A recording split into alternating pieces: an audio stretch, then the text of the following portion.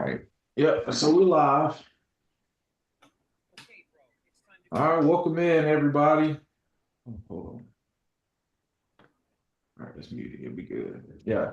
Welcome back. It's week 12. We down to the final, what, 3, 4 weeks of college Three, football? 3 weeks left until the three. whole season, and we get those final droppings for the college football playoff, which is going to be, to say the least, this thing is shaping up to be a crazy 3 weeks we got ahead of us right now, maybe even including conference championships, as far as how this thing is going to shake up and where these guys are ranking everybody. Keeping a lot of guys still in the hunt that maybe shouldn't be in the hunt, like what's going to happen this weekend if Georgia ends up beating Tennessee. Bama sitting right there at the door at 10, kind of waiting for somebody else to drop down and they can get pushed back up. Texas is in the same boat where they still got to play A&M at the end of the year, last week of the regular season. So I mean, it's going to be an interesting finish. But speaking of Texas, we're gonna go ahead and get straight into these week 12 predictions for the SEC slate. At noon on 12, we got Texas traveling to Arkansas. As of right now on Thursday, they are a 12-point favorite. And I think that's just them giving a lot of respect to Arkansas and what they've got going on at home, and that they've shown that on any given Saturday, they can kind of show up and push out some upsets down the stretch. For me, in my opinion, I got Texas winning this one. I think there's just a too large of a skill gap in this game.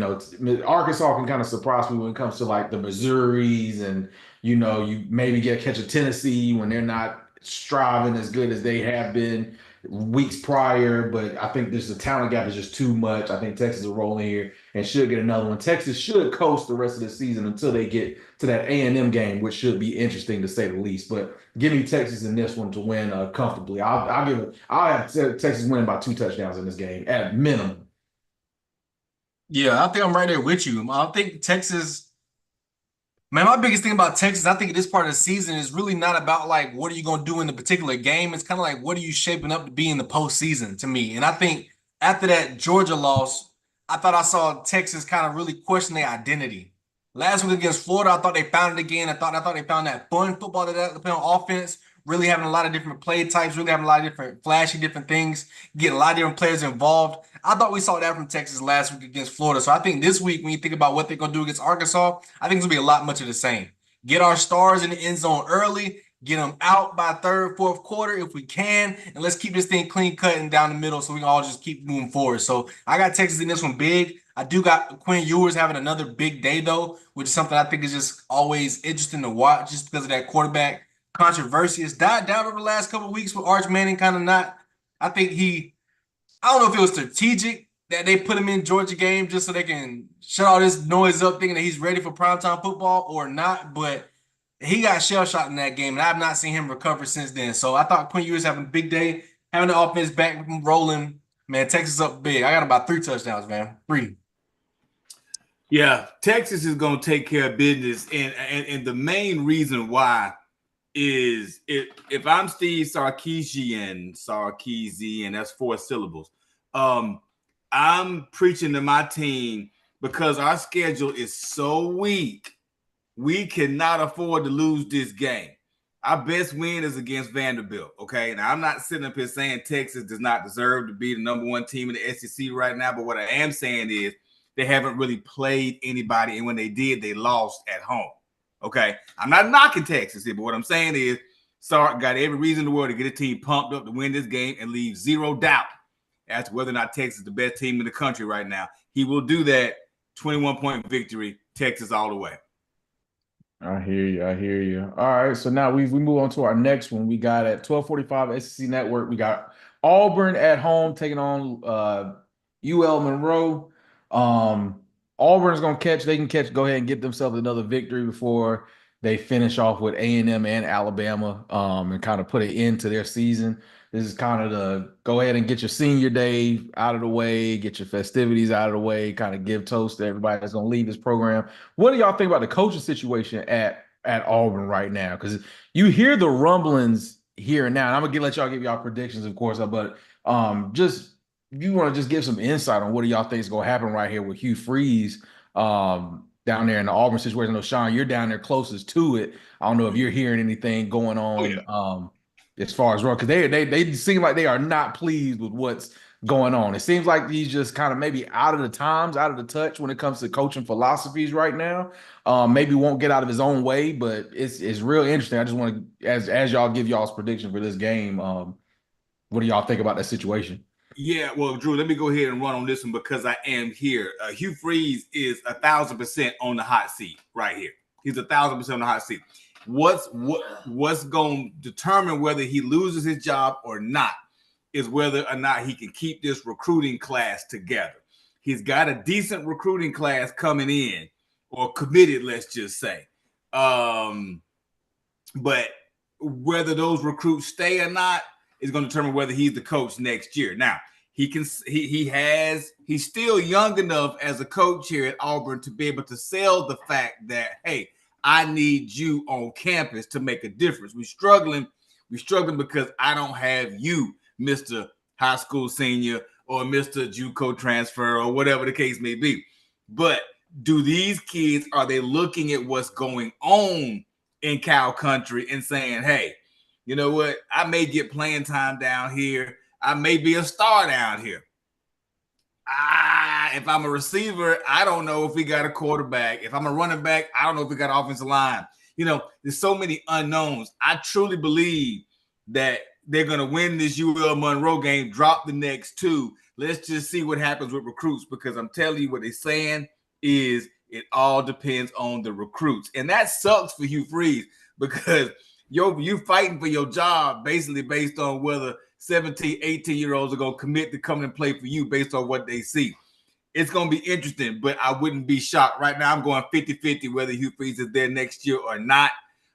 In my personal opinion, I think you should give him a little more time. I don't think he's behind the times. It was just 2 years ago he was screaming at Liberty, doing a great job at Liberty with less.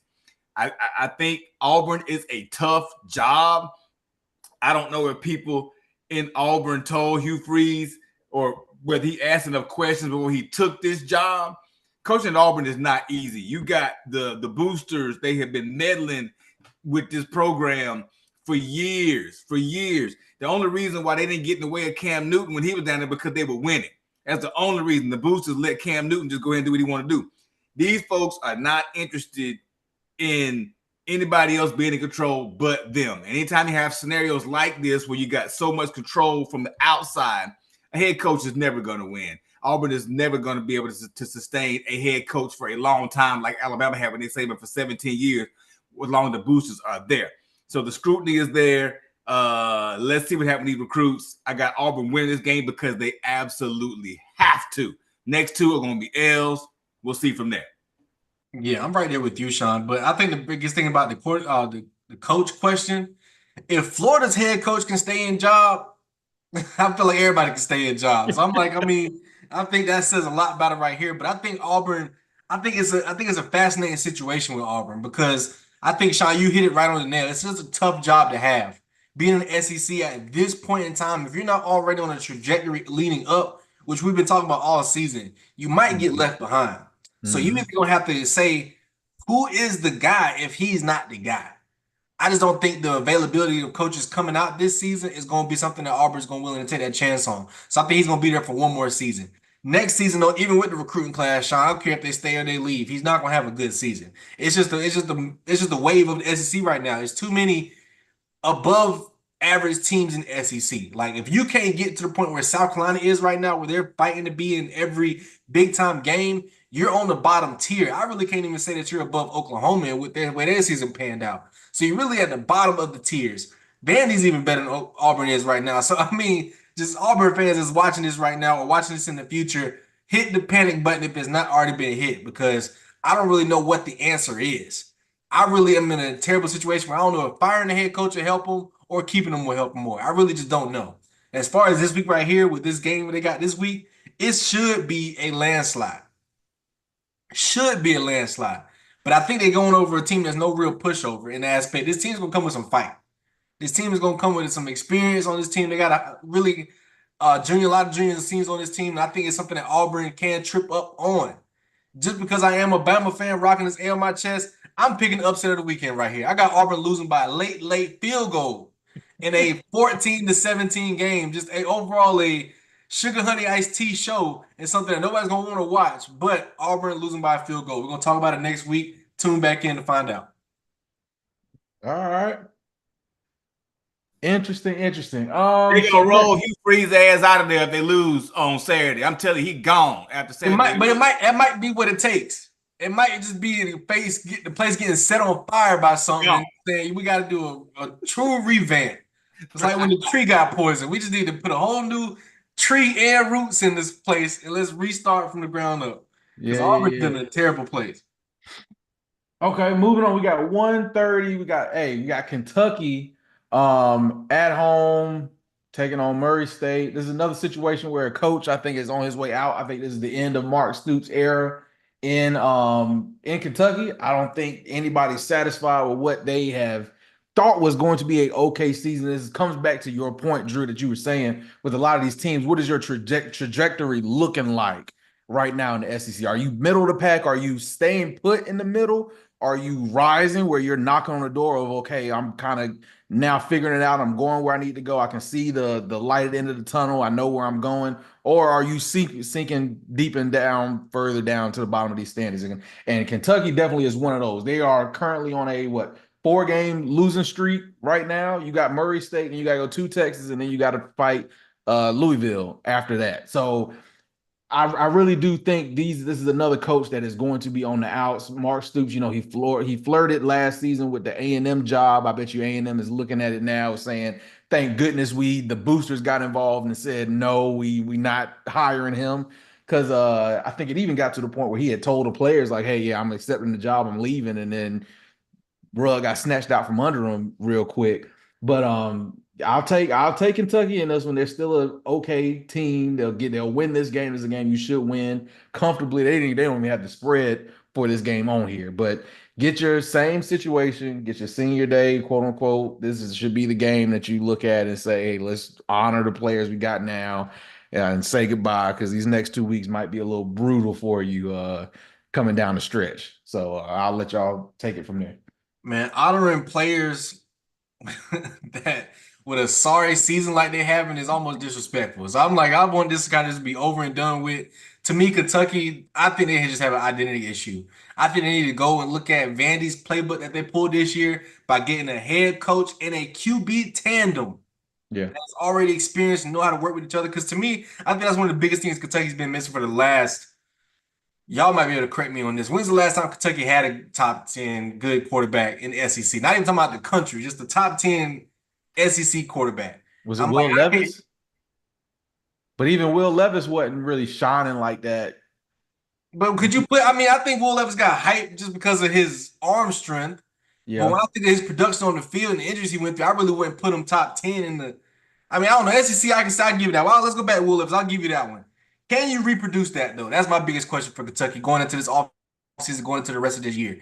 You've always kind of been playing this quarterback carousel with kind of bringing in new guys, bringing in transfers. I really would love to see a homegrown guy that comes in as like a freshman or something like that. You could just really just build it up and let him grow in this offense. But there's so many question marks with Kentucky that this week is really the last high point you're going to have of your year, which is a sad point to say because I can't even say that basketball is going to go do something big with this team right here. So we're going to just shift into that right there, some March Madness stuff with Kentucky because football ain't it right now. And I hope and pray that we can find some new light and new blood to bring into this city because I think Kentucky the SEC is better when Kentucky is doing good. I think. I just think they're one of those teams that they always play middle of the pack teams, and we got some good competitive games with them. There's something that's going to be on TV. So to me, I just want to get them back to a competitive standpoint, and they're far from that right now. They're going to win this week. But that's it for them. Yeah, they'll get the W. And I think to answer y'all's question about quarterback, it could have been Tim Couch, man. I mean, that's a long way back, and we all know he busted in the NFL. Man, finding serviceable quarterback play, we see it in the NFL. If you ain't got a quarterback, there's no way you win in the Super Bowl. There's no way you get into the playoffs without a quarterback in the NFL. In college, if you don't have a quarterback, you may not win 3 or 4 games. And We're seeing that in Oklahoma. A lot of these teams that are unfortunately down to their third string quarterback, I'm looking, saying to myself, dang, okay, you're the third string quarterback. I understand you're not getting a lot of reps in practice, but dang, you still on scholarship at a Division I SEC school. You should be able to hit the broadside of the barn with a football with a little protection. Some of these cats can't do that. I'm questioning quarterback evaluation. You know, who is actually in charge of the board, meaning the big board at Kentucky or these other schools, saying, hey, let's get this quarterback room right. Because we see it at Georgia. We'll talk about it. But when the quarterback's not playing well, you know, you lose. You know, when Jalen Milroe's not playing well, Bama loses. You know, that's what's wrong at Auburn now. They don't have a quarterback. You know what I'm saying? The teams that got serviceable quarterbacks that can hit a check down on 3rd and 5 for a first down are going to win games. Yep. And that's easy to do. It's supposed to be you just climb the pocket and hit the check down if everybody else is not there. But that's seeming more and more difficult to be done not just across the SEC, but all across the entire country. I know we're talking about Kentucky right now. They're going to win this game. But the problem is quarterback play. And Kentucky has not got that right in a very long time. They don't have it right now, unfortunately. And it's basically over for them. They'll win the game this weekend, but, you know, go ahead and put the I mean, it's over. Yeah. You know what's crazy, though, Sean? I want to make a crazy comparison to two things. When you think about quarterback evaluation, I think what college and high school football is dealing with right now is what the NBA dealt with about 7 to 8 years ago with Steph Curry. That the young people were really trying to do all these trick shots, shoot from half court, have all this flashy stuff in the bag. I think that's kind of the same thing you're trying to see a lot of these kids nowadays, aka like a Patrick Mahomes, aka like a Aaron Rodgers, aka like a Josh Allen, Joe Burrow, people that just have extraordinary arm talent. To where now kids are really focused on, okay, how far can I throw this ball? What different arm angles can I throw this ball at? They're not really working on processing and reading defenses. Patrick Mahomes even said one clear thing that I think so many people miss in his career as a football player. He said he didn't learn how to read defenses until year 3, which just shows you how well of a coach Andy Reid was to still have him being the top tier quarterback as he was from really the first time he stepped on the field. Right. And I think that's something that college football is missing nowadays. There's so many kids that just want to have the highlight films, that they're not really on the field dissecting defenses anymore. And college is the easiest place to dissect people. Last point on this. People look at Bryce Young as a number 1 overall pick versus CJ Stroud as a number 2 overall pick. The reason that Bryce Young got to be the number 1 over CJ Stroud was his processing of plays that he did at Alabama. Now, that has not transferred to pros at all yet, which is not all on him, but he was dissecting defenses at Bama, which made him so efficient at his size. Was like, you don't need the best arm talent. You don't need to be the biggest or the tallest person as a quarterback. You just got to be able to execute what we have on the game plan for you, regardless of who you have around you. Man, I miss that in today's game. I don't know if it's too complicated. I don't know whether it's not complicated enough or whatever it needs to be, but quarterback play is, to me, so low right now. It is extremely low. To me, I really can't even pick 6, 7 guys coming out this year that are great talent. Great talent. Carson Beck was supposed to be a top 5 pick. I think he's dropped to me 2nd, 3rd round. He is not. Yeah, 2nd, 3rd round. So you really think about the quarterback evaluations, man, it is piss poor right now to where you get these guys that are in the transfer portal or coming out of high school. They say, oh, well, he got this arm talent. Let's put him in an offense and we can have this surefire, speed on turf type offense with these guys. And they get them on the field and they realize they can't read a defense. Or that your defense sucks so bad that he don't get no good practice through the camp. There's so many different aspects of this stuff that really quarterback stuff. And I know you got a son Harrison that's really coming up in the ranks as a quarterback in Bama, going through his process and stuff. And even with him, you can never let him even doubt for a second that you got to read defenses. Before, I don't care if you can throw the ball 50 yards or only 15 yards. You got to be able to read defenses. I just see that being lacking today. Going back to Kentucky, yeah, they're going to win this weekend. But the quarterback they transferred in from Georgia, he couldn't read defenses at Georgia. What made you think he's going to come to Kentucky and help y'all get better? So I feel like everybody's just desperate for the top-tier quarterback nowadays, and they're missing way, way more than is hitting. And like you said, teams are going to lose if they don't got the quarterback. What's also going to happen is people going to get fired because they can't get no quarterback right. So Kentucky, enjoy your last big win of the year. Enjoy some good stuff coming down around the corner because I think y'all going to be nothing but up now because you can't get no worse than this right here. So Kentucky, get a win this week. Sorry for my rant out there, but no, you good. Hey, look, listen. Hey, I'm gonna piggyback here. I know we on Kentucky, whatever, but I listen.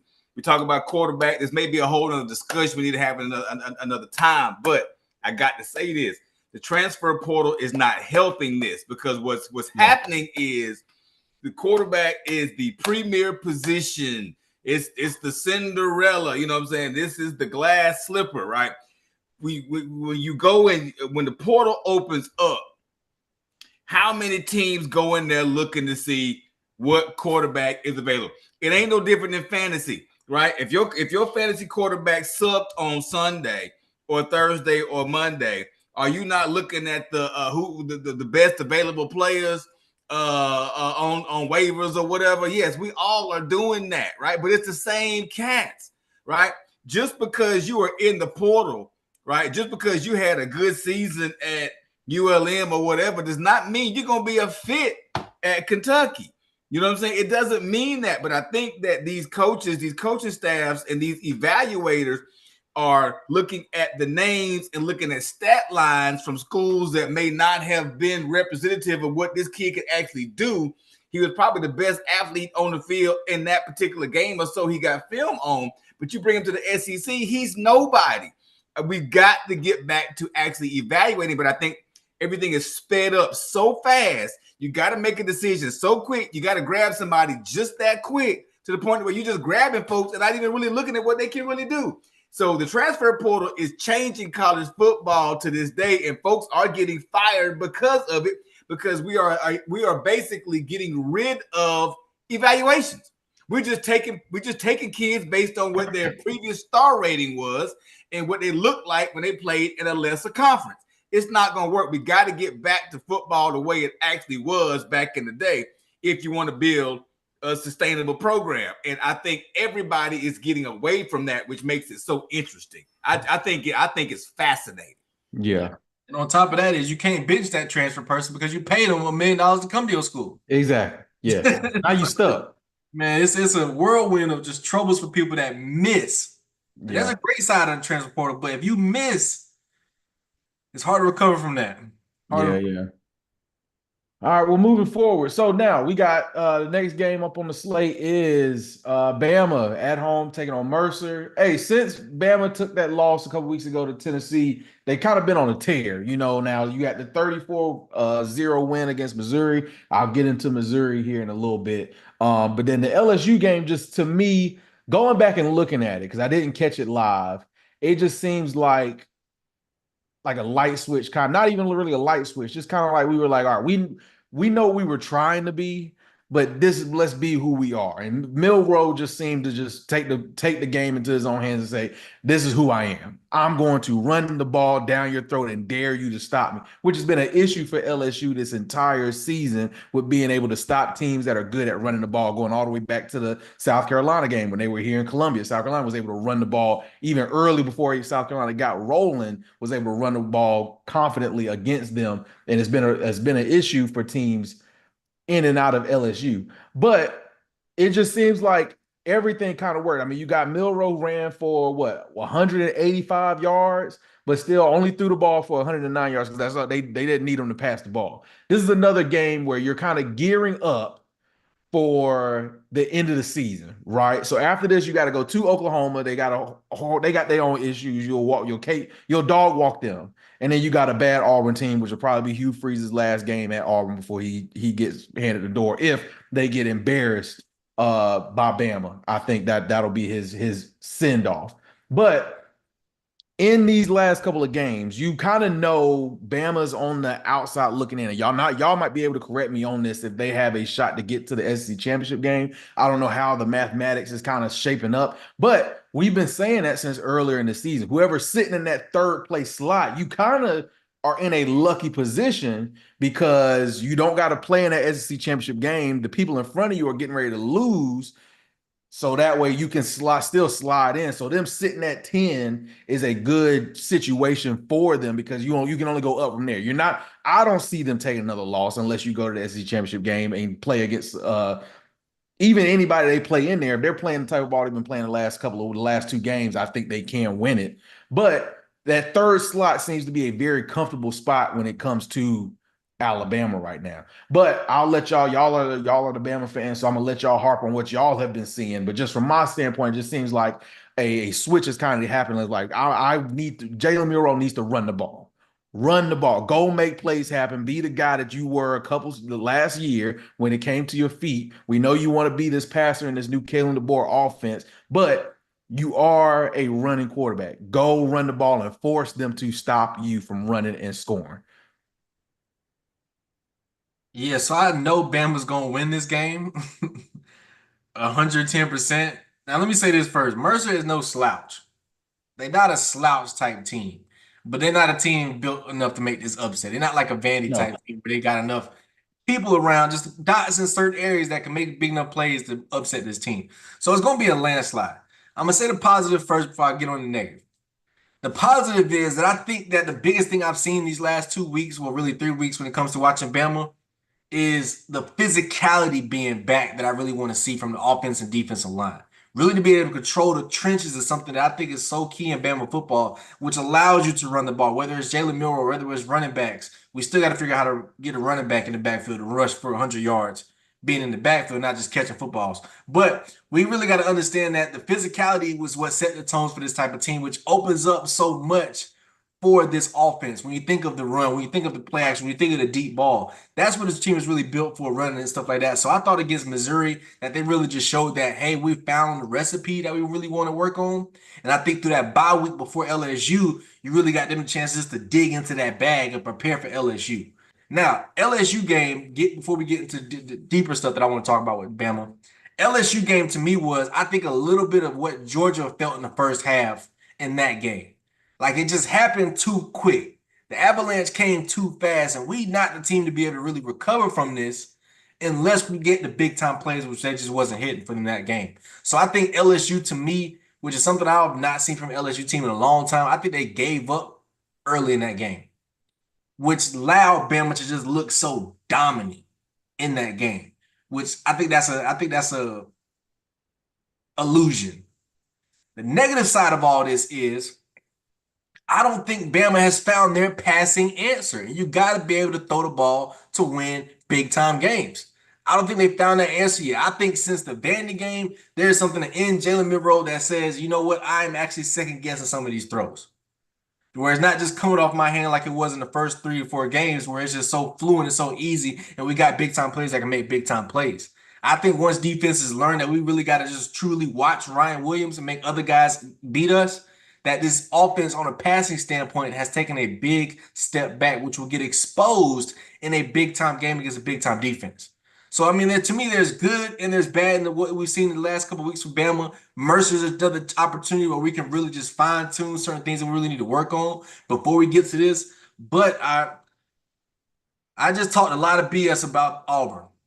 This Bama team better not slip up on Auburn because Auburn's going to come ready to be physically ready for that game and knock us in a late game situation where we can't lose no other thing. I don't think Bama's going to get to the SEC championship just because I think other teams are going to handle their business. We need too much to happen by other teams losing for us to slide in there. But I think to your point, Van, I think being that third or fourth team is the prime time spot. Because what I can see happening to Bama is they slide into the playoffs. That little bit of off time they get, they can fix a lot of these errors that they saw throughout the season, but they get a early team that they can kind of just whoop their ass and get some momentum going into the rest of the playoffs. So I think that's what's really going to happen to a lot of teams. When we think about those first couple games, those home field advantage games, is teams are really going to try to build momentum. And I don't think those small schools that are like the Boise States and if Colorado gets in there and stuff like that, they're not ready for that type of situation. They're going to be up for it. It'll be a great first half, but the rest of that game, I think the true power is going to show. To me, when you think of the college football playoffs, I think, man, I'm really hoping for 5 SEC teams. I'm really hoping for like 5 SEC teams if we could possibly get in. We'll get in there at the end because I want to hear Yeah. I what you want got 5 SEC right teams to there. get in there. So this week, I just want Bama to continue what they've been doing for the past couple of weeks, but we got to be able to throw the ball efficiently. I want to see Jalen Milroe throw for over 250 in this game. I really want to see that. I know for a fact we can run the ball and dominate Mercer. That's not what I'm really here for. I want to see us excel in another aspect of our game that we didn't see last week. Yeah, and I think the coaching staff has not done Milroe any favors. It was very obvious that in the losses, the Vandy game, the close game against Carolina, the Tennessee game, Jalen Milroe was whether it was his doing or the coaching staff doing, he was trying to assert himself in the pocket as a passer. And I'm not saying he can't do that, but in order for Jalen Milroe to be the best quarterback he can be, he's got to use his legs a little bit, a la Lamar Jackson. He's just one of them guys. He's one of them guys that you got to be scared of his feet for his arm to make sense. And there's nothing wrong with that. There's nothing that is the age of the black quarterback. That's where we are with the African American quarterback today. We want to show you that we can run the ball and we can throw it. Milroe's got to be able to do both, which he did a little bit last week. It was more with his legs, but I think if Bama's going to lead from the front, is Milroe leading with his legs, and let's get the play action going. Let's get some good, hit a check down. His downfield passing has been off, and he's also been targeting Ryan Williams way too much. Right? They got to corral that as we get deeper into the season. But with all that being said, I have zero issue with Bama drumming their next 3 opponents. The eye test is what the committee is going to be looking at, regardless of whether Bama makes it to the SEC championship or not, which there is a very, very almost unfortunate clear path that gets them in the SEC championship game. Now, if they get there, can they win it? Yes, they can. If it's Texas, yes, they can. But I would almost rather see them sit back and take a little time and breathe and get in at a higher seed and just take the tough road all the way to the end, because there is no guarantee that you're going to beat the Texas in the SEC championship game. And I don't believe a 3-loss team is going to get there. So we'll talk about that later. But as far as this game is concerned, we cannot take Mercer lightly. They're the best team in their conference. Take that for what it is. I'm sure that team is full of transfer kids that were probably at Arkansas State, such and such, a UT Chattanooga, good players. I'm sure the roster is full of them. I think the quarterback that they've got, I was doing a little research on this quarterback. He might be the second or third best quarterback Bama has seen all year. No, not sure about the receiving core. We'll be at this game this weekend. We just can't take them lightly.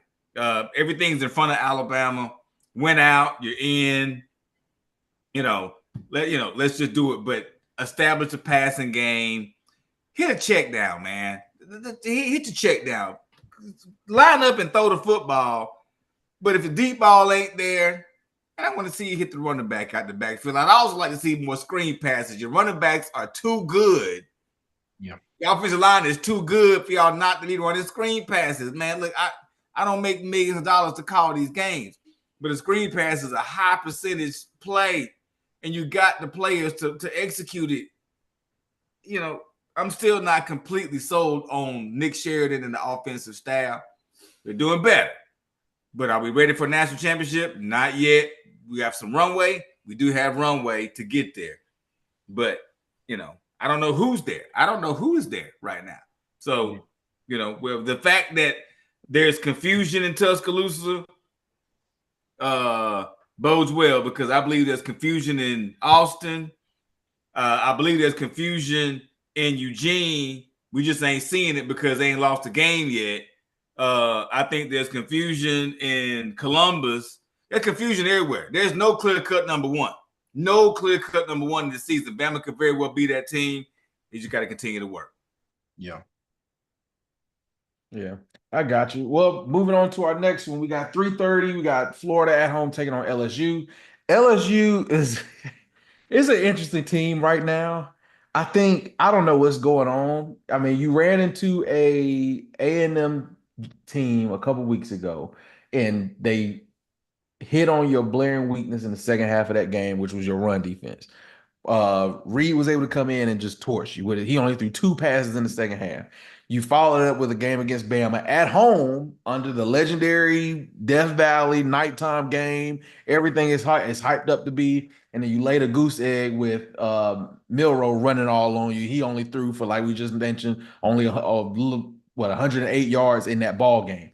Everybody's able to run the football against you. Your only saving grace in this game against Florida at Florida is the fact that I think Lagway is still out. Because Nope. I think if he's back. Yep. They said today he's starting. Oh well, yeah. So LSU, you might have some trouble, man. Hey, look, because with Lagway's bringing to the table there a different dynamic to that offense. And I think if they did not have Lagway, we would have seen a coaching change down there in Florida, because I do not think Graham Mertz was the guy there to save them from this right now. But I think the promise of what Lagway can turn into is what saved I'm blanking on his name. What's the coach name down there?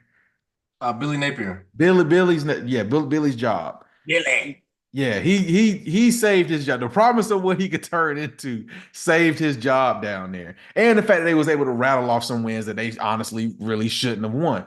This could be another one of those games right now, because you still have, and we've been saying it all year, Florida they got some talent on that team. They really do. It's just whether or not they can piece it all together. And we all have come into agreement that it's just the coaching down there that's crippling Florida from being all they can be. But with them announcing that they're bringing their coach back next year, Billy will be back next year, I think it took some of the weight off the locker room, because I feel like a lot of those players were playing for the sense of, we got to save our coach, because if that's who they really wanted to be their coach, it puts an added pressure onto that. But getting that out the way, you should have been playing more free. I think when they went to Austin, Texas and played Texas last week, that was just a cauldron that you couldn't get out of. Sean, you've been down there to that stadium. Hey, look, it's a hard place to go down and play at. It's an incredible environment down there in Austin, and Florida had no chance to win that game. Now you're back at home against a LSU team that's trying to figure out what is wrong and how do we fix it, more so than I don't want to say they have as many problems as Florida does, but they have their own problems in their own right. This is very much a game that LSU can go down here and lose. LSU is only favored by a field goal in this game, as of right now, it being Thursday. I think LSU has what it takes. I think they've got the more talented team. I trust Brian Kelly more so than I trust Billy Napier in this one. And that's the only reason I'm going with LSU to win this game. I got it. If Lagway's healthy and if he's playing, give me LSU by a touchdown. Dare I say, maybe even I'll take the points. I'll take the field goal in this one. But LSU should win this one. And it's a shame that we're at this point with them, but they had a need, they had a need to find somebody that could stop the run, and they just hadn't been able to do it all year. And it's been, at this point of the year, you are who you are. And there's no fixing at this point. You just got to kind of strive and go through the motions. So give me LSU in this one. Florida has a chance to win this game. And if they do, we got a whole nother conversation we got coming up with a couple of weeks left in this college football season. But I'll let y'all take them here. Give me LSU with this one. I'll take the 3. I'll take the field goal in this game. I'm taking the field goal the other way. I got Florida taking this. Oh, I got Florida with the upset on this one right here. And I think one of my biggest points with this is, to me, being Florida, they announced that DJ Lagway was going to play maybe about like 2 hours ago. So it's really new. But if you're already coming out this early saying that he's starting, I think he's fully ready to go. I think he's in the process of, like, I'm ready to take the load, and the load has to be nothing but running the football. QB veer right, QB veer left. Let's run the football. Maybe throw some trick plays in there to get some stuff down the field to make LSU still be honest with it. But I mean, if Texas A&M can run the ball against them the way their quarterback did, I think Florida can do the same thing. I don't think their quarterback, the way they run the ball, is that much different. So to me, when I saw DJ Lagway go down against Georgia, I thought his career was over. I was like, oh, snap. His damn hamstrings popped out his body or something like that. The way he just collapsed and grabbed it and wouldn't even move it. So to be 2 weeks removed from that, to be where we're at and ready to go against LSU, I mean, I think they got a game plan that's saying he has to be the focal point. And if he's the focal point, it's gonna give LSU problems because they're having problems with it all year. They're the worst team in the country when it comes to running quarterbacks, facing running quarterbacks. So I think this is a game that's set up for LSU to really make some early mistakes. And if Florida can play how they played against Georgia in that first half, this game is going to be close. This game is going to be tight, nail biter, and I think they can muster up enough late in the game to push them over the top, kind of how they did against Tennessee. If we can get that same type of atmosphere, I think that's what this game could be out of. And watch LSU give up the way they did last year. I mean, last week against Bama was just sickening. I didn't even like it as a Bama fan. I was like, man, let's just get this game over with. Let's hope nobody gets hurt on our end because this game is trash. LSU showed their cards. And my biggest point about this whole thing is I think they need to have a coach change. I don't think he's the guy. I really don't like him at all as their coach because I think he's just somebody that doesn't fit their culture. I just see a culture difference in that. And I think when you really think about recruiting, man, you got a lot of crazy recruits coming in these next couple years. LSU's next 5 to 8 years should have a championship somewhere in there. It really should. But can Brian Kelly get him over that hump? That's my biggest question with his team. Not really offensive-wise. I think the offense is always going to be there. It's defense of culture for LSU that is just gone. Gone. So I got LSU getting upset by Florida this week by a field goal. Yep, I'm with you. Florida is going to win this game. The one thing that stands out to me, I still think Brian Kelly is a good coach. I was talking to my family members about this and Brian Kelly and what he was able to accomplish at Notre Dame and why he's not able to get this done at LSU. Brian Kelly might be one of these coaches that gets more out of less, right? At Notre Dame, granted, you're playing the ACC schedule. You're Notre Dame. You're going to always get the nod. But he had less talent at Notre Dame, but found himself in more championship scenarios than he'll ever find himself in at LSU because he's in the SEC now, right? I believe whoever the head coach is at Notre Dame is going to be an individual that has himself in the playoff more times than anybody, any other coach in the country. Now, because of the fan 12 and everyone wants to see Notre Dame in there. You can lose 2 games Notre Dame on an ACC schedule and still make it to the playoff. Brian Kelly should still be at Notre Dame. I'm tired of hearing Brian Kelly apologize. I'm tired of seeing him slap the daggum podium. I'm tired of seeing him make all these different excuses and blame himself so much. When are you going to fix it, man? I don't know if he's got it in him to fix. I don't know. When you was at Notre Dame, these are much easier conversations to have. I guarantee you right now, in Pillow Talk, when Brian Kelly and his wife are sitting up at 2 o'clock in the morning because he can't sleep and his wife trying to figure out, baby, why you up? He's trying to figure out what's wrong with me. Can I coach football? You know what I'm saying? Listen, LSU is done. The players are done. He's lost the locker room because he's just yelling at him now. At this point in time, he's just yelling at him. And he's offering no substance, no way, no substantial way to get an 18, 19, 21, 22-year-old individual to want to do this without any carrot at the end of the race. You know what I'm saying? It's over there. And I'm with you, Drew. I think he may not be the guy for real. Brian Kelly needs to go back to like a smaller school and get more out of less. I think that's where he's great.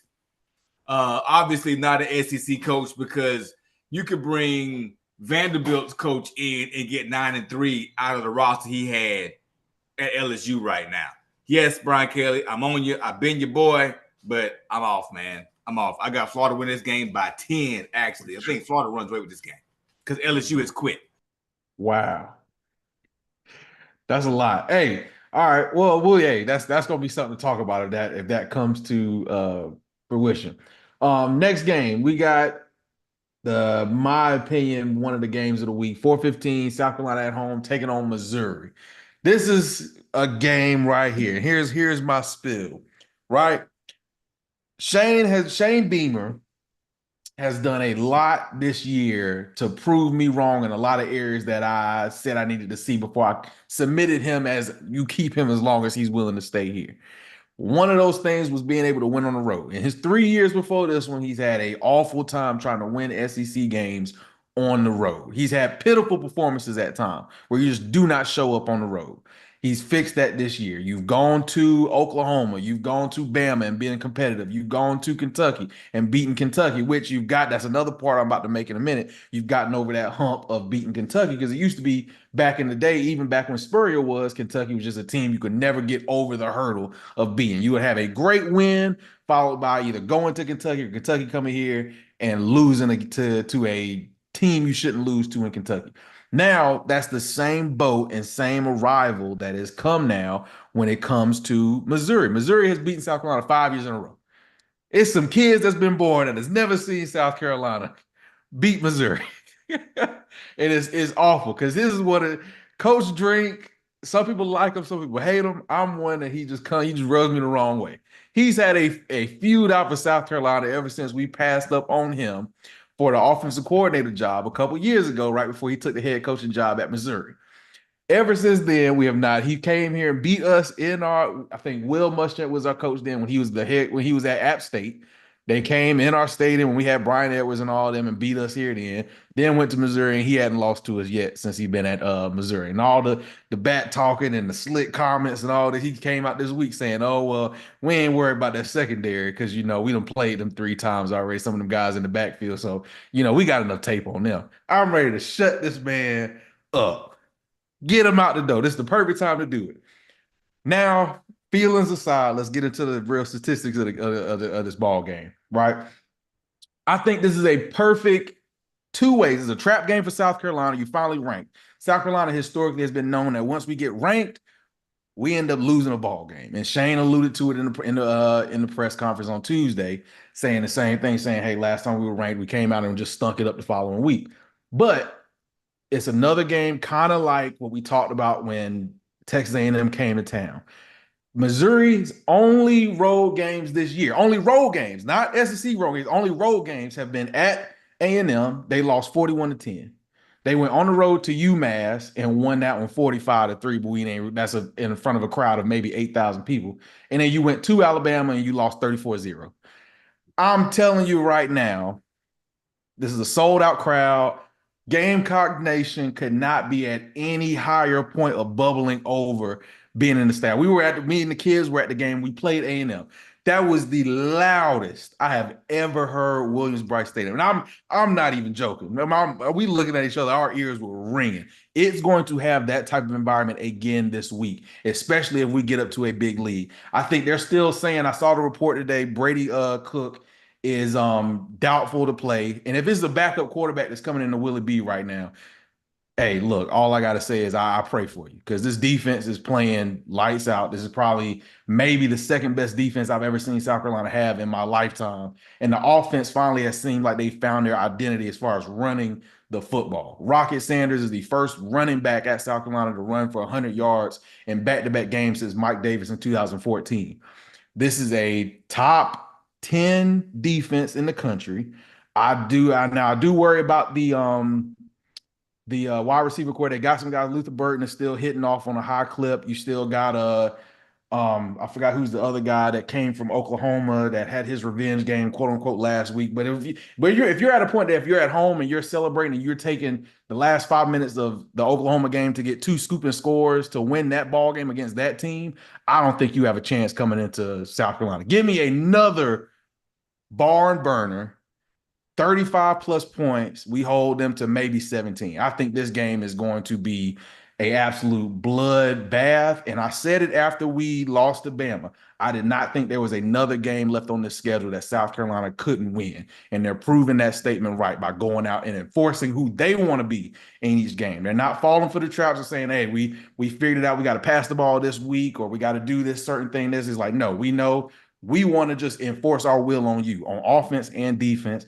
That's what they've been able to do. Lenore Sellers is playing at an all-time high right now. He's commenting and saying stuff like the game has slowed down for him passing wise, and he's going to be a guy for years to come for this team that's going to be really, really good. So with that being said, I think South Carolina is up to what, 14-point favorite. It keeps going, the line keeps going up. South Carolina should win this one easily. Give me plus 21 in this one against Missouri. Man, oh man, oh man. SEC trajectory, I think, is one of the most key things that people just don't talk about nowadays, and how this conference is changing for the better. Regardless of what you want to say about the country right now, this conference right here, the Southeastern Conference, is changing for the better. So many teams going to be able to be good. 2 points I want to really make about this game. I would love to see what South Carolina would have been this season with a fully healthy team all the way through. Man, I think they'd be a top 10 team in the country right now, because this defense is off the charts. And I really watched the Vandy game, and I've really seen Vandy be formidable against almost every team they played this season, except South Carolina. They just couldn't get it together with South Carolina. Even the small plays or big plays they had just kind of just was like, yeah, that's not gonna cut it. And I think that game right there really opened my eyes and to really see how disciplined this defense is. Just because I always thought that they had a really good pass rush, and that was kind of something that was carrying them throughout the season. It is carrying them, but the secondary is not weak and the linebackers aren't weak. And I think those are two things that South Carolina has been dealing with for such a long time: is a weak secondary that can't make big plays when the ball's in the air, and linebackers that just can't tackle running backs. And I think that's two things that they have fixed with this team. I don't know what Beamer found out against Ole Miss, but he said after that game right there, we're on a totally different trajectory with this team. And I think we found all the issues. You had Bama coming right after that, which was just too much too early when finding the real fix to this team. But since Bama right now going, I want this team to win out for the rest of the season. I really want to see what type of transfer portal buzz, what type of media buzz this team's going to have if they can really do that. Yes, we got to replace a lot of people when it comes to that team right there, but I think they got all the capabilities of doing something big. Now, the biggest thing for Beamer Van, if we do decide that this is the year that's going to prove that we're going to keep him long term, how long of a term are we going to give him to really be in that championship atmosphere? Because I think that he's entering into that after a season like this, and with a young quarterback who's going to be here for probably, I can see 2 more years. Yep. So I think you really got a window of opportunity now for this coach that says, hey, we might not be a team that's going to win 3 out of 10 championships, but we might be a team that can sneak one in. And if there's ever a time to sneak one in, I think it's in these next 2 to 3 years, while everybody's trying to figure out this new 12-team playoff and their player dynamic and the transfer portal and its changes. So this game right here, I think it's going to be a wash. I think you hit it right on the head, Van, but I think it's going to be worse on the Missouri side. I'm not giving him 17 points. I'm giving him less than 9 points in this game. I don't think he'll be able to move the ball at all, especially if Cook's not playing as a starting quarterback. The backup quarterback, I saw him playing, I was like, okay, you got a little bit of arm talent if everybody's working well around you. But everybody ain't working well around this team right now. And I think this is just too much of a moment for Missouri that they're walking into a madhouse Saturday. I even tried to look at tickets for this game to get Saturdays. I'm like, if there's ever a game I want to get to, I think this should be the one after Texas A&M game, just because it's not as big as a game as Texas A&M game, but it means just as much, if not more. So I think for the South Carolina side of things, man, this is going to be a game that they're going to really just be prepared for. I think Missouri does not get in the end zone unless it is a kick return, punt return, or a defensive touchdown. I don't think the offense has a chance to get past the 20-yard line if I really want to be serious about it, when I think about what this defense is going to come out the gate looking like. Because Garnet one bad loss, which I think the bad loss to LSU, that was the game I thought they shouldn't lose. This team really is looking like a playoff team. And I think they understand that. And I think they're going to make every effort to try to put any type of question mark in the committee's hat, in their heads, about why this team should be a playoff type team. And really thinking about them versus like a Colorado or a team like that, I give them God. So South Carolina, the trajectory is going high, and you might have the highest trajectory right now in the SEC, the way you've been playing these last couple of weeks. So I want to keep it going.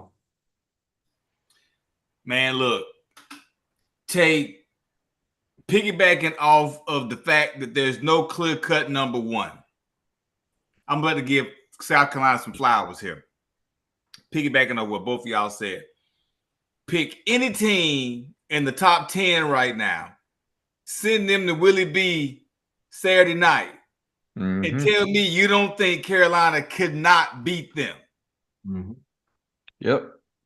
I'm gonna let that sit right there. Marinate on that. Right. I'm Ohio State, Oregon, Alabama again, back in Willie B this go around with a healthy Carolina team with that defensive line, the way they be playing. I don't know if there is a team in the country that can go into Carolina at night on the road in the country right now and come out with a guaranteed W. So let that sink in. Missouri's gonna get monkey stomped Saturday. Carolina is not to be messed with. That's all I got to say. Carolina is dangerous. It's unfortunate that Sellers got hurt, because if Sellers didn't get hurt, they would have beat LSU. They're in the playoffs. They're in the playoffs. They're in the playoffs. Against LSU, if Lenore Sellers doesn't get hurt, South Carolina in the playoffs right now. South Carolina is in the playoffs. That's crazy. Right? That close. And like I said, I'm going to leave it right there. Carolina's beating the hell out of Missouri this weekend, but y'all understand, Beamer got it going on in Columbia. Yeah. And real quick, I just want to put this out, Drew, just because you mentioned about keeping Beamer long term. This is the craziest stat that got dug up this week, and it's the 21-point wins versus SEC teams as a head coach of South Carolina. Steve Spurrier, in his tenure here, it's not just the first 4 years. In his tenure, he had 8 21-point wins. Muschamp had only 3. Shane Beamer already has 7 right now. I'm telling you, this is some stuff is clicking. And the last time we had momentum like this was in 2022 when we beat Tennessee and Clemson at the end of the year. And all the recruits we got committed because of the end of that year. I'm waiting to see what's getting ready to happen. We got recruits coming back for 2 and 3 visits that are already committed to other guys. We got a DN from Auburn right now that's on his 3rd visit getting ready to come here this Saturday. I'm telling you, it's some stuff boiling down here in Columbia. All right, so here's the prime time game. We're gonna get into this one. This is 7:30, Georgia at home taking on Tennessee. Does anybody know real quick? Is Nico playing in this one? Has anybody heard anything? Right now he is on par to play. On par to play. So this is interesting, right? Through the protocol, they say he is in line to play for any setbacks in the next 24 to 48 hours. Okay. Yeah. This is the season for both of these teams. I don't think for just Tennessee or anybody else, for Georgia and Tennessee, this is you have to win this game to keep what you want to achieve this year in front of you right now, right? Georgia, I'm gonna harp on them for a minute. Georgia got a quarterback problem. I don't know what's wrong with Carson Beck. Carson Beck came into this season as being, he's supposed to be one of the top 3 quarterbacks coming out this year. And the last couple of games, you just look, and I don't know if it's the weapons around him. I don't know. You can't blame it on the O-line. It's just he just looks shell shook for whatever reason. I don't know what happened. He flashed in the pan the second half of the Bama game. Y'all might have tested that. That had more so to do with Bama kind of taking a foot off the gas. But since then, it's just you watch these Georgia games and you're like, what am I watching? I've even got Georgia fans down here in Columbia coming and telling me, it's like, I am so happy we don't have to play South Carolina this year. And that's something I've never heard a Georgia fan say to me, is that they are glad they're not playing certain teams this year because they know they would lose. And that's what kind of has me skeptical about who I want to pick to win this football game. Right now, Georgia is a 9.5-point favorite. I think that line has more so to do with the questionable status besides Nico. Going into this game, I think it's going to be a ruckus environment. I think Tennessee, if I got to make my pick right now, right, I have to, let me see something real quick. Pause with me for a second. All right, if I gotta go into this game, I'm taking Tennessee to beat Georgia right now. I think this is the Don't say it like you don't believe it. Say it like you believe it. You know what's about to happen with Georgia. They're going. I think Tennessee is about to go to Georgia in a night game, and I think they might not only beat them, I think this could possibly get a little ugly if if you see what Ole Miss was able to do to, and I kind of put these offenses in the same regards when it comes to Tennessee and Ole Miss. I know you're not really supposed to compare the two like that, but I look at what they do. Some of the things kind of similar. They kind of flash you with their passing offenses, but at the same time, their run game is really, really good. And Samson running the ball like he is right now, I think if Nico can hit on some of these play calls that Heupel is drawing up for them, if he can connect on some of these, I think this could get, dare I say, not a close game, but this could get ugly down there in Athens. And as one of the sheriffs, we've been waiting for a while for somebody to slap Georgia in the mouth. And I think this might be it. This might be the end. It will be the end of their SEC race. This will be the end of their playoff hopes this year. I'm taking Tennessee in this one. I got them winning this ball game. You know, man, this game right here is so fascinating. Georgia is so fascinating. Just first of all, before we even Yeah. get to Tennessee, this team right here, and I think Kirby Smart is really trying to hold back what he really wants to do with this team right here. Because I think he wants to blow this offense up, get some of these young guys in here and just see what he has. Because to Mhm. me, what I think you're seeing for Georgia is two things. You have really no consistent perimeter threat, and you have no consistent run game. Like, even with the game that I'm seeing them play, it's like we run the ball successfully, but we don't stick to running the ball. I'm just like, all right, cool. We got to fix that issue right there. Carson Beck is trying to put everything on his shoulders, and he's not that guy. You're not it. You do not have the vision or the arm talent to make some of these throws you're trying to make across the middle. And it's always across the middle. I'm like, you ain't figured that out yet? That maybe they disguising some safety roll down, some linebacker drop backs to really make you throw some passes that's like really playing with your eyes. Like, it's really like disguising just what we're doing in the middle of the field, making you think it's man to man, and we drop two guys down in the middle, or whether they're coming down from the safety position or back from the linebacker position, and we're picking you off multiple times in the game with the same shell. It's mind blowing to me, and I think it says so much about this team that you don't have a person on the sideline, a coach that can really fix this in him, draw up simpler things to make him more easy for him. I thought against the Bama in the second half, they really just succeeded on the easy stuff. Bama was trying to put the nail in the coffin too hard. They just made too many mistakes, misreads. The rest of the season, people have figured out what Georgia's doing, and it's blatantly obvious. If we can get a little bit of pressure in that backfield, speed Carson Beck up, he's going to throw interceptions, which will keep teams in the game. I don't care who you're playing. If you're throwing 3 interceptions in a game, you're probably going to lose. I don't care who you're playing. It's just what it is right now. So to me, Georgia has not just a quarterback issue, Van. They have an offensive issue because we really don't know what our identity should be. We know we got a supposedly first-round quarterback, but we can't depend on our first-round quarterback. So what do we do? And I think you just got so many issues with the offense that it's so much to fix. It's not enough time in the season to fix it. We've been talking for on this podcast 2 years now about how Georgia's a slow start team. But you had so much talent to where, of course, at some point you're going to pick it up. We don't got that no more. We do not have it on Georgia's side of the ball. We got to come out on our P's and Q's to really dominate how we did back in the day. So to me, in this game right here, Tennessee's going to win it, not just because I picked them to be the national championship and I'm sticking by that cold-heartedly. Not just because that reason right there, but they're going to win it just because they have the overall better team. And it's so crazy to say that. Better running back, better offensive line, better quarterback, even if Nico is banged up and missing deep throws. Better defense, statistically better defense. So it's like, to me, whoa, we really got to look at these teams, not just the name brands of them, but the people that's actually going to play in the game. And I think it's going to be Georgia is so lucky this game is being played in Athens, man.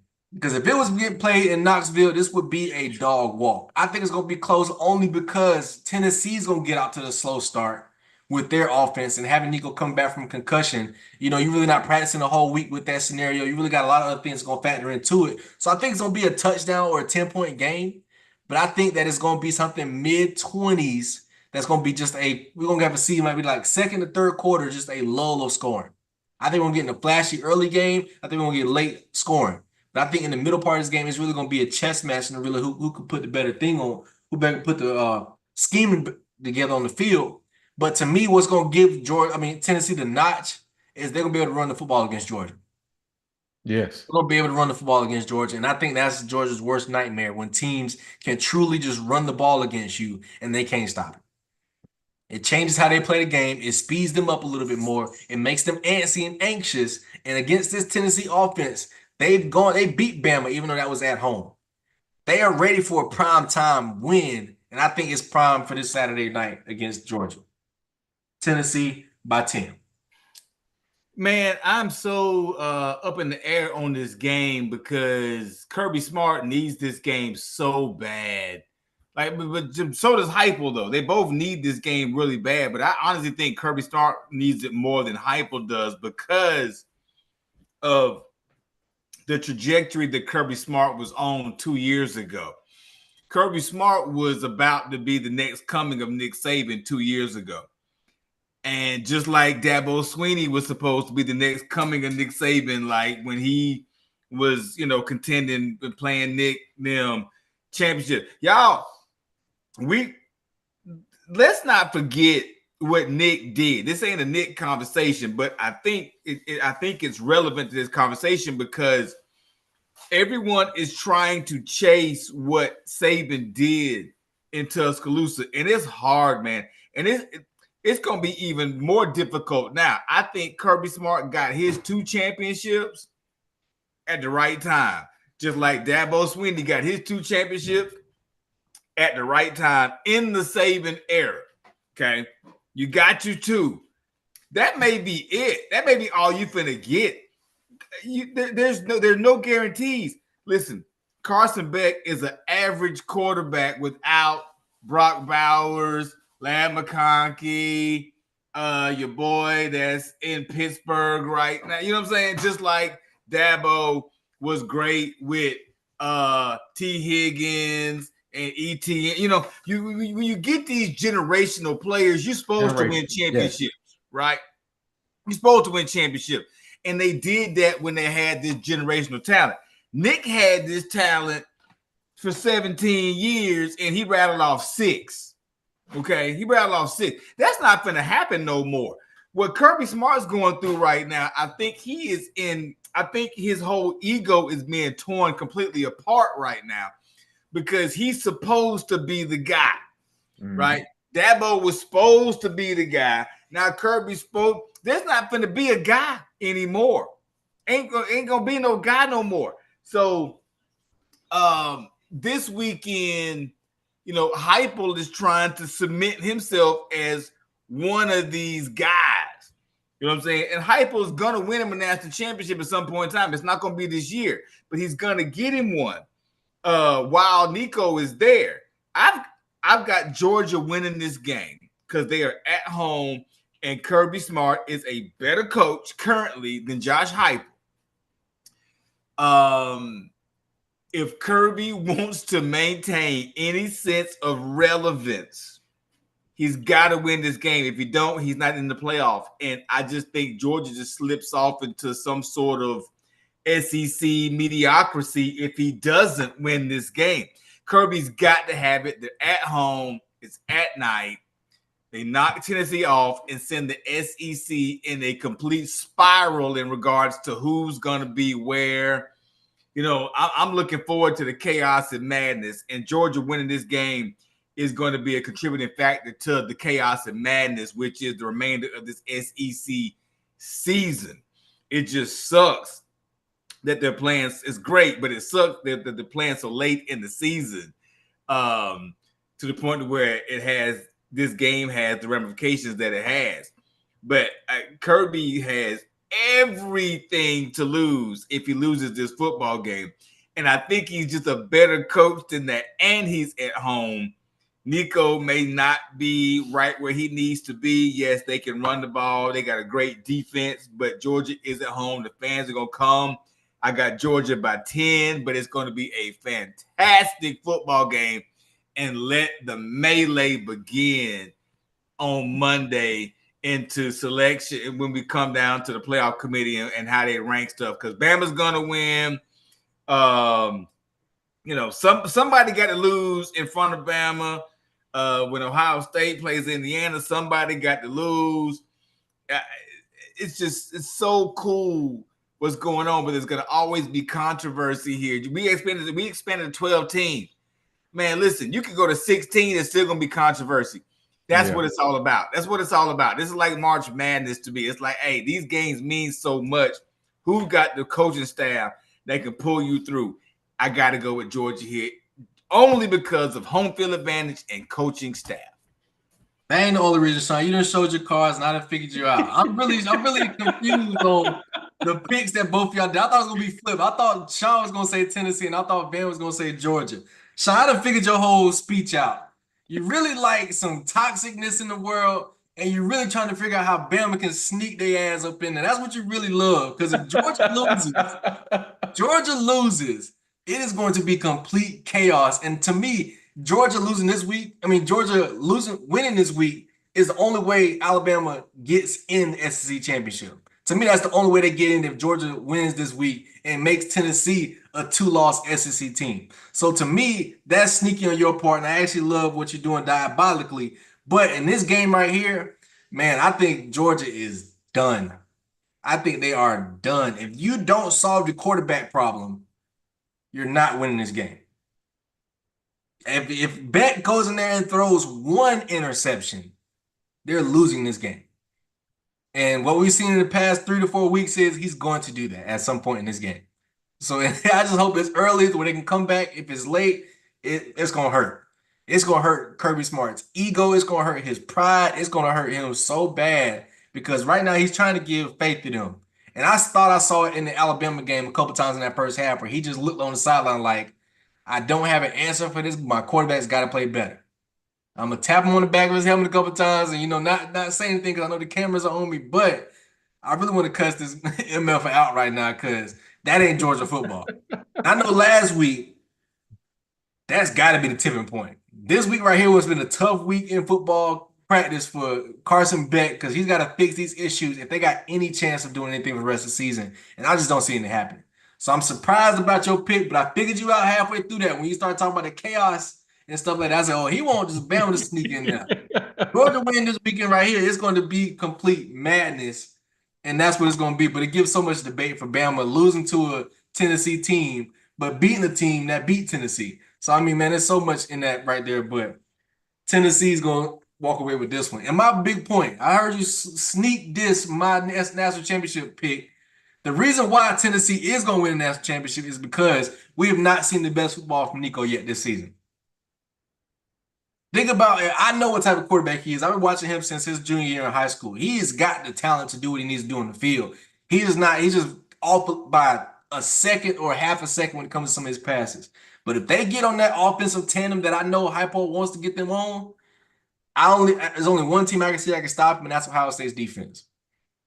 That's the only real team I can see stopping them. But we're going to see this weekend right here with them playing. There's a lot on the table with this game right here. This is one of the biggest games of the year.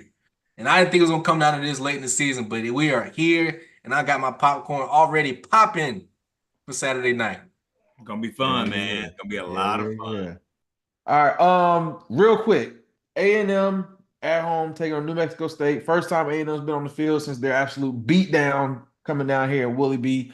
A&M's another one of those teams that still got the season in front of them. They can still make it to the championship game. They got to beat Texas at the end, but you got to go with Reed. I think you can't go back to Wyman, even though Reed he showed some flashes of some good things, some throws. Seeing him in person, he's got a good arm. He's got a good mindset of where to go with the ball. I think just the element of Willie B got to him. A little too much. Those throws were off by 1 or 2 yards. Even then, he was able to hit some guys over the middle. So I think he is the quarterback of the future there at Texas A&M. I don't think there is a possible way you can bench him and risk him walking out the door when he's as electric and as playmaker, as big of a playmaker as he can be. With that being said, they'll win this one easily. I think they're one of the only teams, just like South Carolina, who still has 3 regular season games to play. Yes, they got New Mexico State. They got to go to Auburn next week, and then they got Texas for a rivalry weekend, which should be a absolute good game because Texas has to come to them. They go to A&M for that game.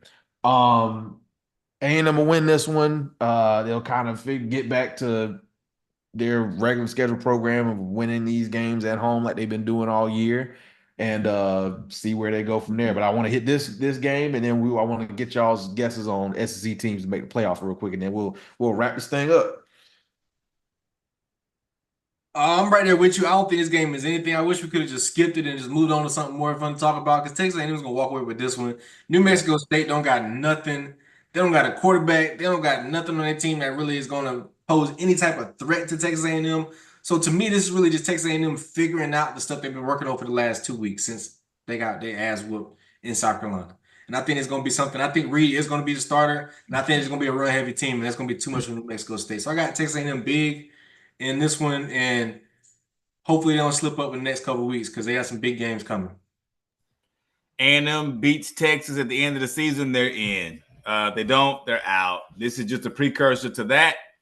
I'm gonna leave it there. A&M with the win. Oh yeah.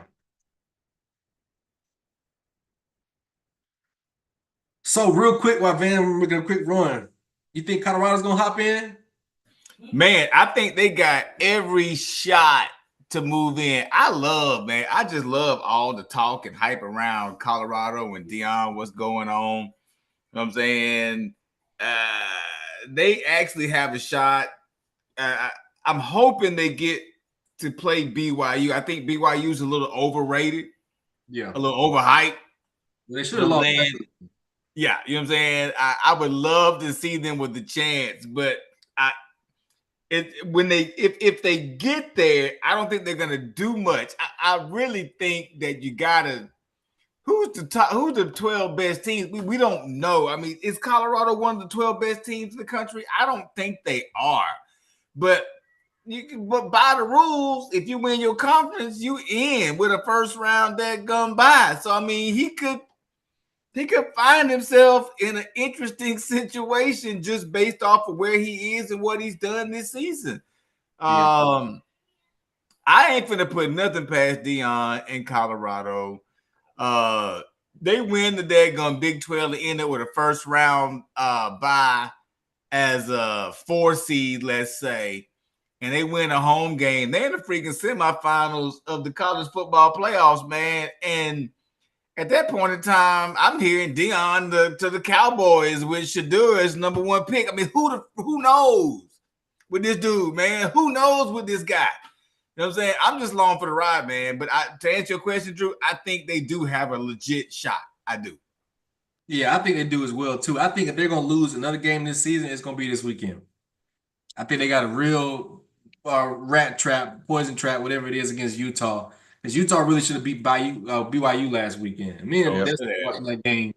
And I was looking at her like, this man is sat in the end zone on 4th down. This game was over with. Next thing you know, I see some yellow thing on the field. I'm like, as soon as they got that first down, I'm like, yeah, this game over with. They'll go down there and do something. And then, of course, it happened. But, man, Colorado, Sean, I think in the aspects of this year's college football playoffs, they are going to be in the 12 teams, but I don't think they're one of the top 12 teams. Right. Even with the stuff Georgia's got going on, I would not say Colorado's better than Georgia. So it's like there's that type of factor of the playoffs that I think they got to figure out. Right. Expanding it is not the answer. Right. Everybody in there is not the answer. Like, you really just got to make some tough decisions on strength of schedule, sticking to your principles on really picking this. But as far as the season, I do think they got the chance to get in there. If they can get past Utah, I think these last 2 are going to be easy for them. Right.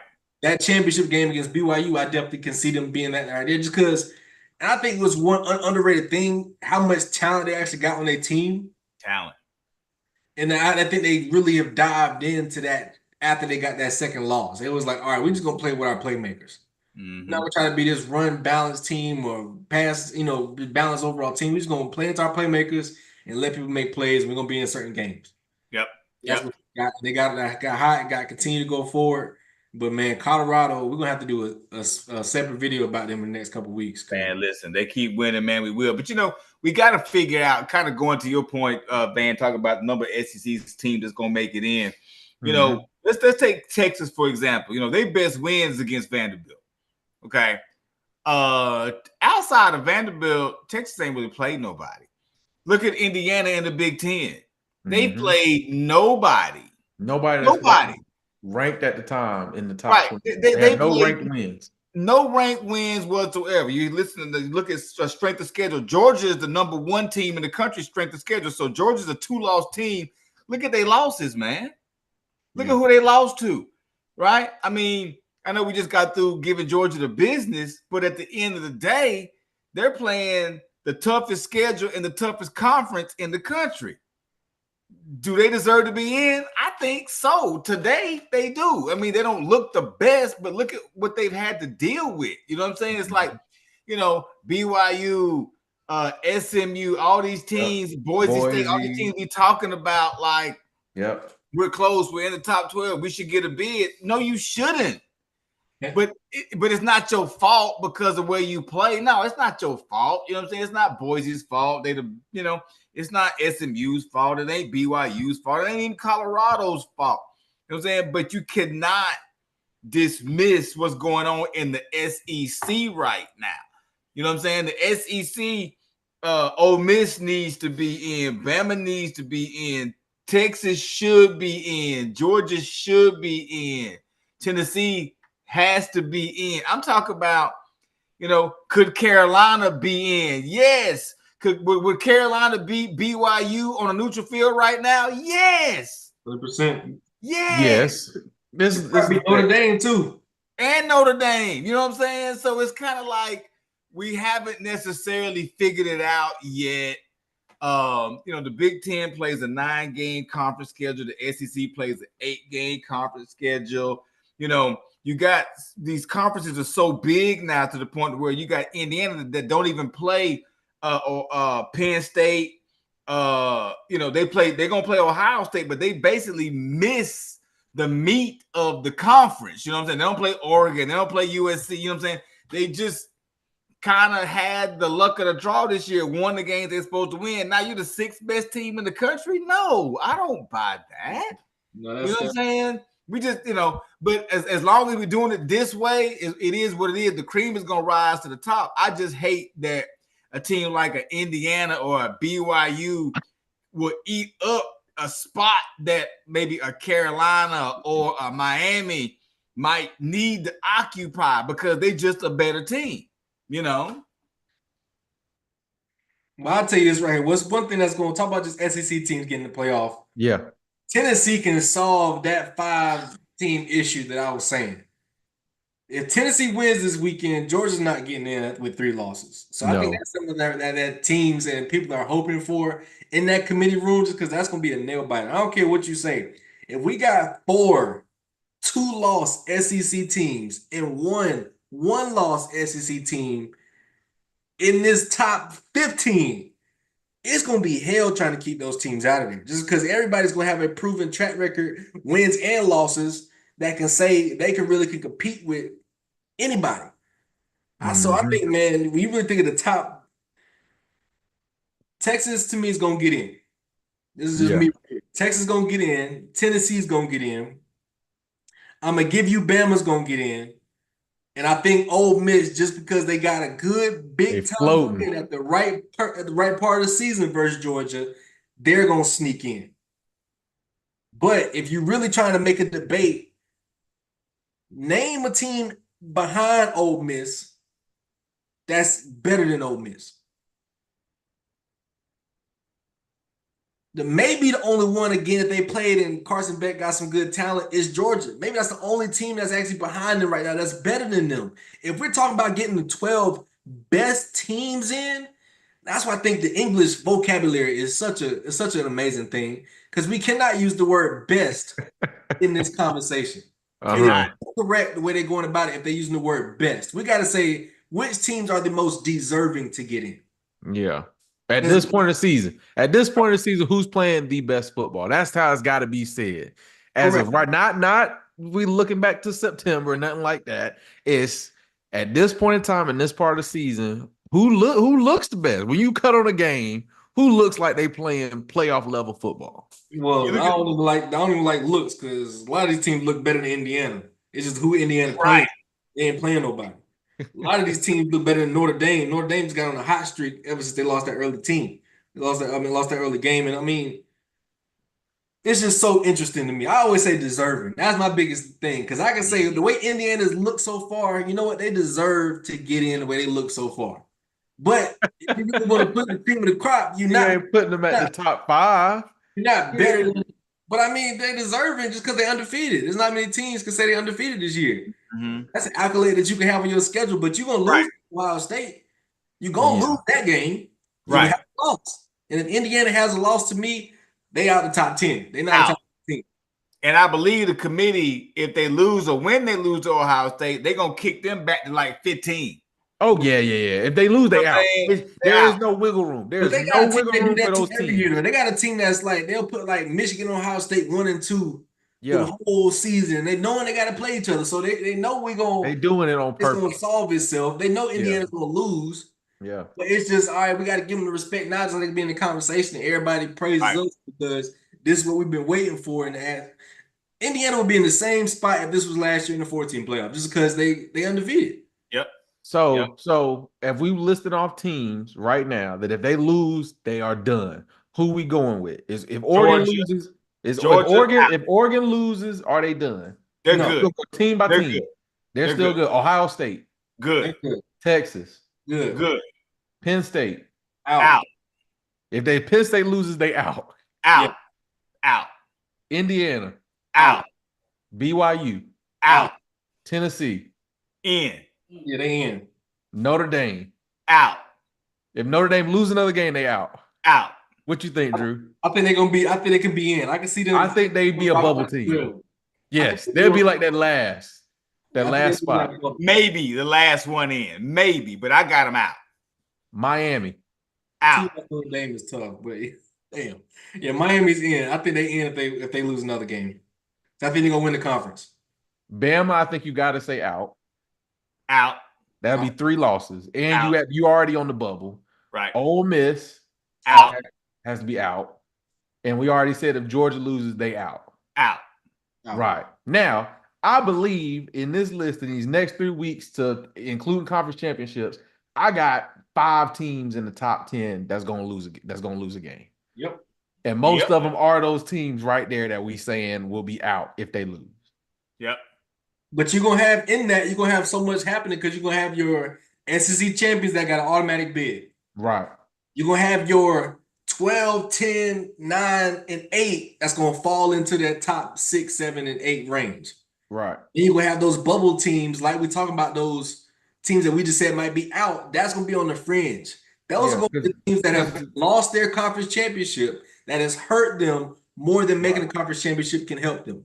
Right. And that's also when you start looking at the Boise States, SMU, A&M, K-State, Colorado, Louisville. You kind of mentioned in that range. I'm predicting it right now, and I hate to say it.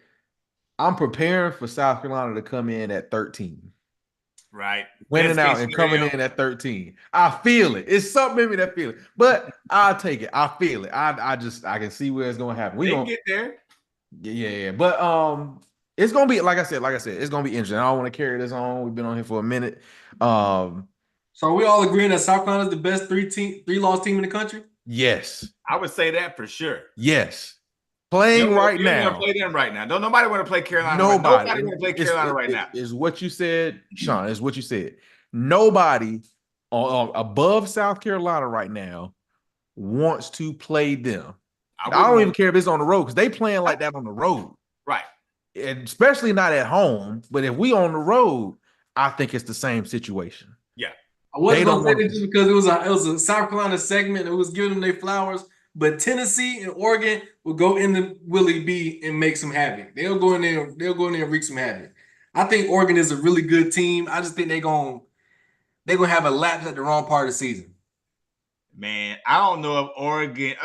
Okay, night game in Columbia. They better be hitting it on Carolina, all Carolina would cylinders. make that close. Carolina would make It'll that be close. It'll be close. But I think as a team that's like has a momentum going to that game, I don't think they're gonna falter. As in, like I think they're gonna go in there saying we got all the tools to go in there and win this game. I can't Man. say See, you got it Tennessee. I there. can't say Tennessee would come here and get a win. They better be hitting on Yeah. all cylinders. I They think, better. bro, It better not be no slow. I promise y'all. moving, no I nothing. promise y'all, man. Tennessee is way better than what they look right now. Okay. Their Get out offense my is face. just not Get hitting out my on the face. cylinders it's got to hit on. I mean, they're important. they're 3 yards away on some of these deep balls from putting up 50 a game. Yeah. And you still got to hit them though. But I know that, but that's against every team. I've seen it. I know. Every team. He was close against Bama boy. Woohoo! So I'd be like, if you can put this type of plays on every team, it's just got to be up for the quarterback to hit it. Yeah. And I think at the right time, Nico gonna come and he gonna set it on fire. And if you said Tennessee's gonna win one while Nico is there, that's either this year or next year. So it's gonna be next year. We're gonna see about that one, but man, it's so much to watch. Yeah, it'll be so much fun, man. Yeah. Well, hey, appreciate everybody for tuning in. Hey, we're gonna get back to some type of regularly scheduled programming here in the next week. We gotta figure some stuff out to get some content out for y'all. But in the meantime, thanks y'all for tuning in. And we will catch y'all next time. Go ahead and hit that subscribe button. Hey, get ready for the ride. This is getting ready to be a ride down the stretch. It's gonna be fun, y'all. Yeah. Get ready for it, and we will catch y'all next time.